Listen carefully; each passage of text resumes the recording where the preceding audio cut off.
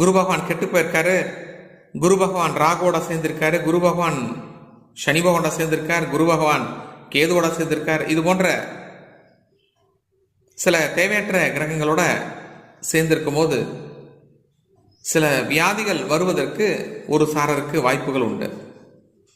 இந்த குரு கெட்டு போயிருந்தாவே கொழுப்பு சம்பந்தமான நோய்கள், இந்த காதல அப்பப்ப சில வியாதிகள் வரும், சர்க்கரை வியாதி, கேன்சர், இந்த புற்றுநோய் என்று சொல்வார்கள்.